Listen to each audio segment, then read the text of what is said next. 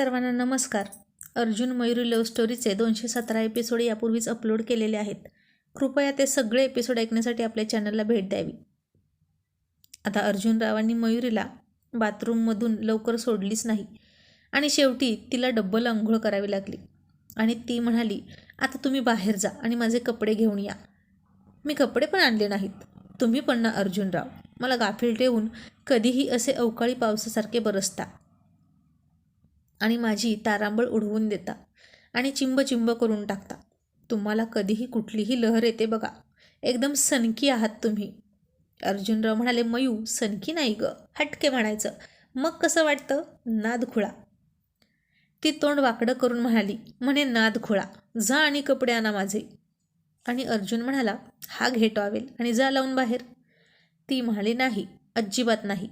एकतर बेडरूमचा दरवाजा सुद्धा उघडा आहे, बाहेर आशू आहे, कसं दिसतं ते? अर्जुनराव म्हणाले, अगं त्याला काय कळतंय, आणि घरात आपण दोघेच आहोत, मेन डोअरसुद्धा बंद आहे. मग आता कोणाला लाजतेस? ती आणखीन लाजून म्हणाली, मला वाटते लाज, माझी मलाच. तो म्हणाला, मयू अजून लाजणं कमी नाही झालं तुझं? ती म्हणाली, आणि होणारही नाही. जसा तुमचा फाजीलपणा बंद होत नाही ना, तसं माझं लाजणं बंद होत नाही. हा स्वभाव असतं अर्जुनराव. आणि अर्जुनराव म्हणाले, करेक्ट. आता कशी बायको रुळावर आली? मग मला का सारखी नावं ठेवतेस? चावड बोलतो म्हणून? अगं माझाही स्वभावच आहे तो, हसरा खेळता. ती म्हणाली, हो ना, लहानच मुलगा आहे ना तुम्ही, 6 महिन्याचं हसरं खेळतं. जे इतकं हसता खेळता. तो म्हणाला, आता तू इतकी मोठी झालीस, एका मुलाची आई झालीस, तरी तुझी आई कशी मयुरी मयुरी करते की नाही? सतत फोन करते आणि तुझ्या मागे पुढे करते. ती म्हणाली, मग मी एकुलती एक आहे माझ्या आईची, आणि आई बापाला त्यांचं मूल कितीही मोठं झालं तरी लहानच असतं, कळलं? तिने किती कष्टाने हाडाची काडं करून रक्ताचं पाणी करून वाढवलेलं असतं, आणि माझ्या आईनं सुद्धा मला तसंच वाढवलेलं आहे, खूप कष्ट घेऊन. म्हणून ती माझी काळजी करते आणि माझं कौतुकही करते. आणि अर्जुनराव कमरेवर हात ठेवून म्हणाले, मग आमच्या आईबापानं काय आम्हाला गुगलवरनं डाउनलोड केलं आहे का? आम्हालाही त्यांनी रक्ताचं पाणी करूनच वाढवलेलं आहे. पण आता ते नाहीत या जगात, नाहीतर त्यांनी तुझ्या आईपेक्षा जास्त लाड माझे केले असते, कळलं? आणि ती हसून म्हणाली, कळलं कळलं. म्हणे गुगलवरून डाउनलोड केलं आहे का? काय बोलता ना तुम्ही, एक एक असलं भन्नाट की हसूच आवरत नाही. तो म्हणाला, मग हस ना बिनधास्त, तुला कुठे टॅक्स भरायचा आहे? ती म्हणाली, अहो हसणं बास, आशू एकटा आहे बाहेर, द्या ना मला कपडे आणून. तो म्हणाला, अजिबात नाही. त्या हिरोईन कशा नुसता टॉवेल लावून बाहेर येतात, तशीच जा तू पण. ती म्हणाली, हे काय असलं पुरुषांसारखं टॉवेल लावून बाहेर यायचं? मला बाथरूममध्ये साडी घालता येते, मला सवय आहे, भिजणार सुद्धा नाही. तुम्ही गुपचूप जा आणि माझी साडी आणि बाकीचे कपडे घेऊन या. आणि अर्जुनराव पुन्हा हसून चावटपणा करत म्हणाले, मयू ती आणि ती दोन्ही पण आणू? तिला आता कळलंच नाही. आणि ती म्हणाली, ती आणि ती म्हणजे काय? तो म्हणाला, ती नाही का, असं म्हणून त्यानं तिच्या छातीकडे इशारा केला, आणि दुसरी ती असं म्हणून तो तिच्या कमरेकडे पाहायला लागला. आणि ती म्हणाली, निर्लज्ज कुठले, असं म्हणून तिने त्याच्या खांद्यावरचा टॉवेल ओढला आणि शेवटी टॉवेल गुंडाळलाच आणि बाहेर आली. कारण अर्जुनराव तर नुसते पोपटासारखे चुरू चुरू बोलत होते. कपडे आणणं तर राहिलं बाजूला. आणि ती बाहेर आली आणि आशू रडायला लागला. तो उलटा पालटा होत होत अगदी बेडरूमच्या दरवाजाजवळ गेला होता. आणि फरशी दरवाजा याच्यामध्ये थोडंसं अंतर होतं. आशूचं नाजूक इवलंसं बोट त्याच्या खाली सापडलं आणि बोट रक्ताळलं. खूप रडत होता तो.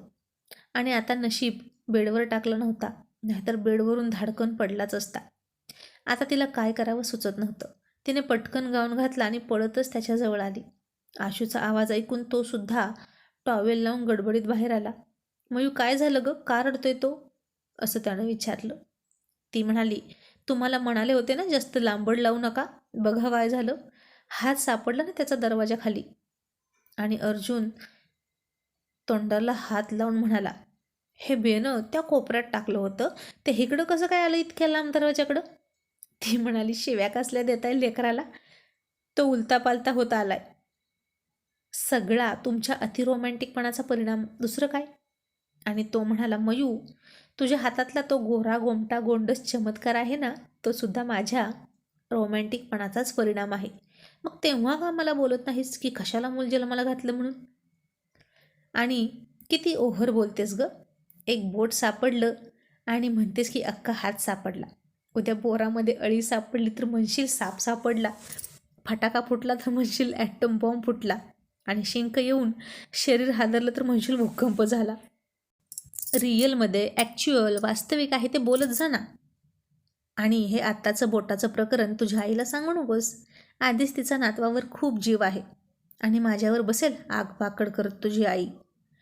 तिने त्याच्याकडे रागानं पाहिलं आणि म्हणाली, तुम्हाला आता माझ्या शब्दांचे किस काढायचे आहेत ना?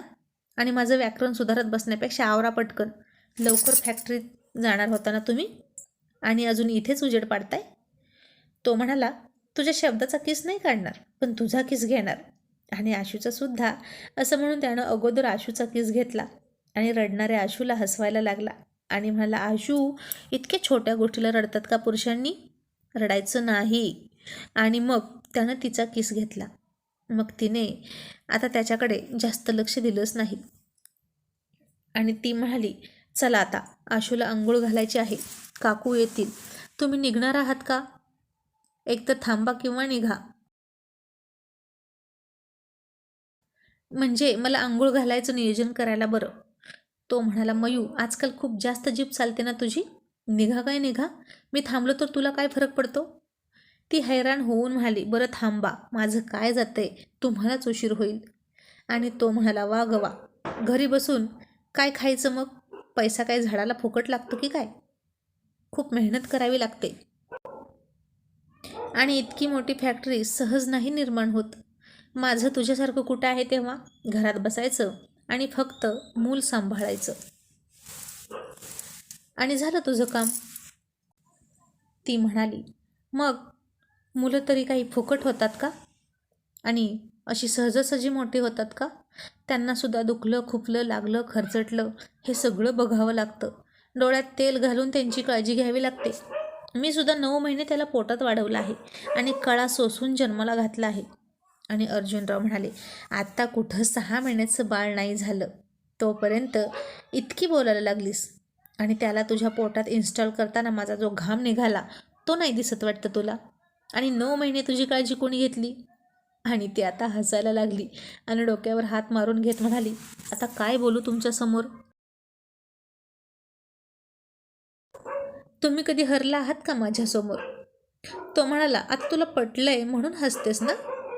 ती म्हणाली, मला पटो अगर न पटो हा मुद्दाच नाही इथं. तुमच्या प्रत्येक वाक्यावर मला हसायलाच येतं.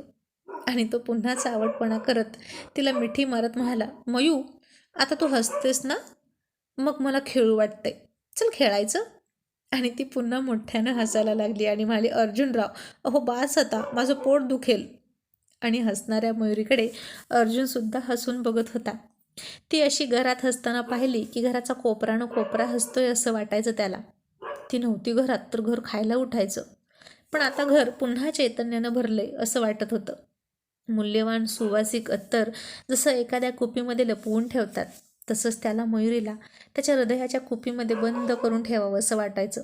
आणि घरातच ठेवायचा तो तिला, कारण तिला बाहेर काढली की त्या मुंबईकरांसारखं काहीतरी व्हायचंच आणि तिच्यावर परिणाम होऊन ती पुन्हा निराश व्हायची. आणि आता मग तो उठला, कपाटात गेला आणि शर्ट काढला आणि घातला तर त्याचं बटन तुटलं होतं. आणि बारीक तोंड करून म्हणाला, मयू, बटन तुटलं, जोडून दे. ती म्हणाली, दुसरा शर्ट घाला ना, मी ठेवते जोडून आशू झोपला की. आणि तो हट्ट करत म्हणाला, मयू, माझ्याकडे दुर्लक्ष करायचं नाही. आता तो शांत झाला आहे.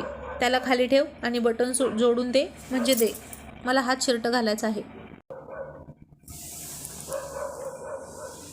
उगीच कामं टाळण्यासाठी त्याला मांडीवर घेऊ नकोस. आणि आता ती काहीच नाही बोलली, कारण तिचा हट्टी नवरा आता जास्तच हट्ट करणार हे तिला माहीत होतं. कारण अर्जुनरावांनी जर ठरवलं ना मुद्दाम एखाद्याला त्रास द्यायचा तर जेरीस आणून सोडायचे. समोरच्याची कशी जिरवायची याचे अनेक मार्ग होते त्यांच्याकडे. आणि ती म्हणाली, एक काम करा, सुई दोरा घ्या आणि दोरा ओवून ठेवा, आलेच. आणि अर्जुनरावांनी सुई दोरा घेतला आणि दोरा काही सुईमध्ये जात नव्हता. मग त्यानं दोरा तोंडात घातला आणि त्याला थुंका लावला आणि पुन्हा स्वारींना काहीतरी भन्नाट आणि चावट सुचलंच. सॉरी बरं का, एकतर वेळ नाही आणि हे कुत्रं इतकं भुंकतंय ना, पण मला पर्याय नाही म्हणून मी असाच व्हिडिओ रेकॉर्ड करत आहे. नाहीतर वेळेवर व्हिडिओ येणार नाही. आणि आता मिनटाला चावटपणा केल्याशिवाय स्वारींचं घड्याळ पुढे सरकतच नव्हतं आणि जे डोक्यात येतं ते पटकन बोलल्याशिवाय त्यांची जीभ राहत नव्हती. आणि तो म्हणाला, किती अवघड असतं ना हे. आधी हातात घ्या, मग तोंडात घ्या, मग थुंकी लावा, पुन्हा हातात घ्या आणि मग आत घाला. आणि आता तिने त्याच्याकडे खूप रागीट नजरेनं पाहिलं आणि म्हणाली, ई छी, कहर कहर केलाय तुम्ही नालायकपणाचा. आणि तो म्हणाला, अगं सुईत दोरा घालण्याची ही जी प्रोसेस आहे ना, त्याविषयी मी बोलत होतो. तू पण न मयूच चावट आहेस अगदी. असं म्हणून तो एकटाच हसायला लागला. पण मयुरी आता इतक्या जास्त नॉनव्हेज जोकवर अजिबात हसली नाही आणि तिचा रागीट चेहरा पाहून तो सुद्धा गप्प बसला. आणि आता पटकन सटकलेलं बरं म्हणून तो शर्ट काढला, गुपचूप दुसरा घासला आणि सॉरी फॅक्टरीत गेली. आता जाताना तिचा किस घेणं, बाय करणं असली प्रथा थोडी मागे पडली होती. कारण आशू लहान होता आणि ती त्याला आता बाय करायला बाहेरसुद्धा येत नव्हती. उगीच म्हणत नाहीत, दोघात तिसरा आणि सगळं विसरा. बाळ आल्यावर आयुष्य खूप बदलत असतं. तसंच यांचं सुद्धा बदललं होतं. मग तो फॅक्टरीत निघाला आणि झालं. रस्त्यात त्याची 2 व्हीलर बंद पडली आणि तो वैतागला. आता निम्म्यापेक्षा जास्त अंतर पार केलं होतं आणि आता रिक्षाशिवाय पर्याय नव्हता. एक रिक्षा येताना दिसली. त्यामध्ये ऑलरेडी 2 बायका आणि 2 पुरुष बसलेले होते. आणि आता कधी नव्हे ते पहिल्यांदा म्हणण्यापेक्षा कॉलेज लाईफ नंतर पहिल्यांदा अर्जुनराव त्या रिक्षामध्ये मागे बसले. पण अजिबात वाईट वाटून न घेता हाही अनुभव घेऊया म्हणून एन्जॉय करत होते ते प्रवास. आणि 2 पुरुषांपैकी दोघेही खूप पिलेले होते आणि एक जण खूप बडबड करत होता. समोरच्या पुरुषाला म्हणत होता, मी तुझा खून करणार, मी तुला सोडणार नाही. छटाकभर दारू पोटात काय गेली आणि तो वाघासारखा डरकाळी फोडत होता. दारू पिऊन पिऊन छातीचा पिंजरा झाला होता, तरीही तीच छाती फुगवून तो बोलत होता. आणि अर्जुनरावांची सटकली. पण आता काय बोलता, सार्वजनिक वाहन होतं, ते गप्प बसले.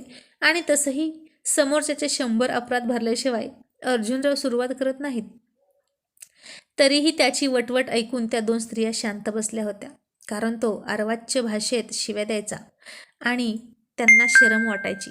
आणि आता बोलता बोलता त्या दारुड्याचा एका स्त्रीला धक्का लागला आणि ती चिडून मागे पाहून म्हणाली, नीट बसाना, कळत नाही का. आणि अर्जुन चिडून म्हणाला, ताई तुम्ही एक काम करा, याच्या एक सणसणीत थोबाडीत ठेवून द्या आणि पुढचं सगळं मी सांभाळून घेतो. साल्याची वटवट मागचं 5 किलोमीटर झालं ऐकतोय.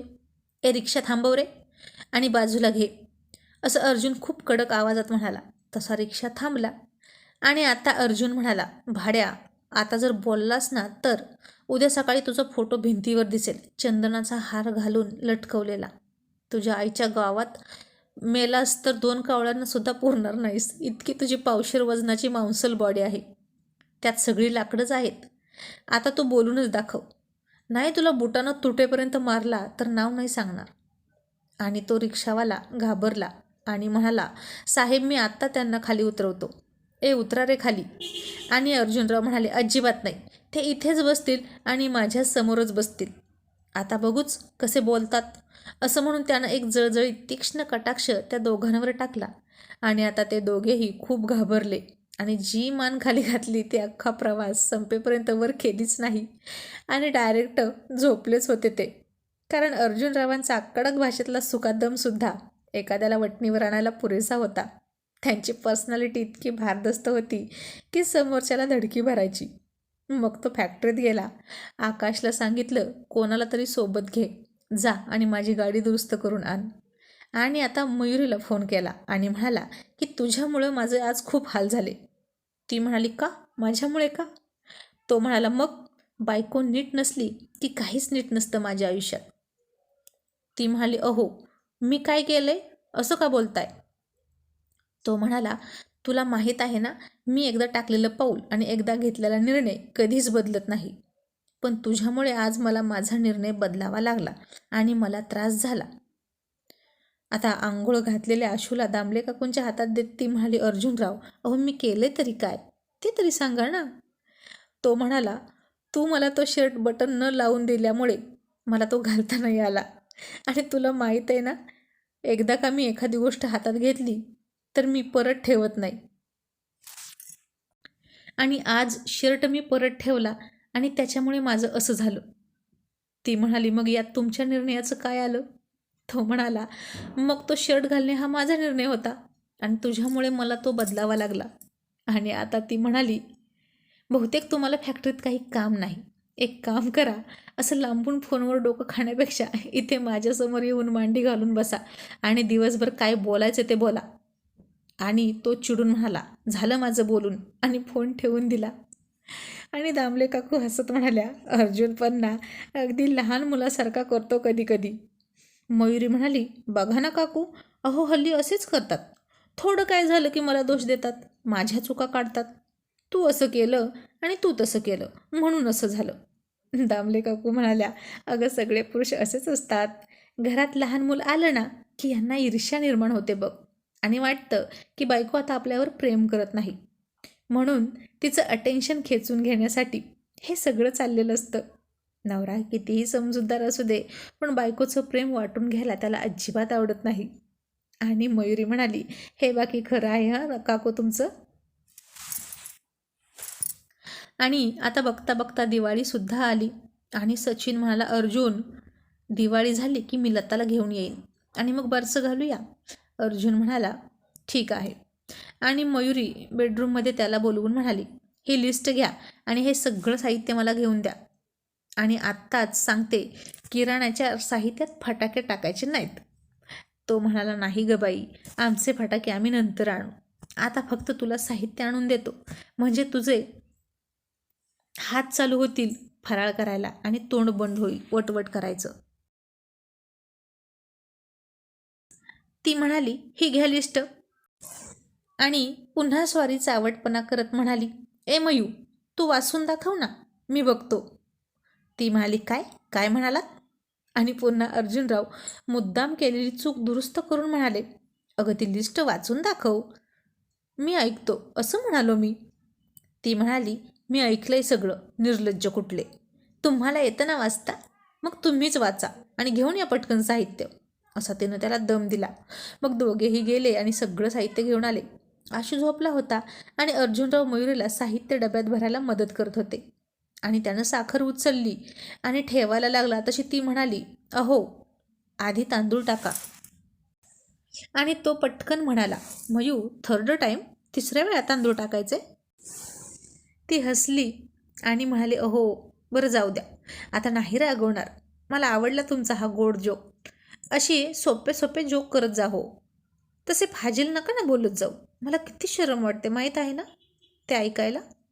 तो म्हणाला, तू आणि तुझी शरम दोन्हीही काबिले तारीफ आहेत. असं म्हणून त्यानं तिला मिठी मारली आणि म्हणाला, पण बायको, मी जे पण काही बोलतो त्यात मुळाक्षराच्या बाहेरचं काय असतं का, सांग बरं. काहीच नाही ना. असं म्हणून त्यानं तिचा कान चावला. आणि आत्ता तिने त्याचा जोरात कान पिरगळला आणि तो जोरात ओरडला आणि म्हणाला, आ मयू, किती जोरात कान पिरगळलास तू. ती म्हणाली, मी कुठे काय केलं, काहीच नाही. तो म्हणाला, खोटारडी कुठली, आता तू माझा कान पिरगळला. ती म्हणाली, पुन्हा बोला, मी काय केलं.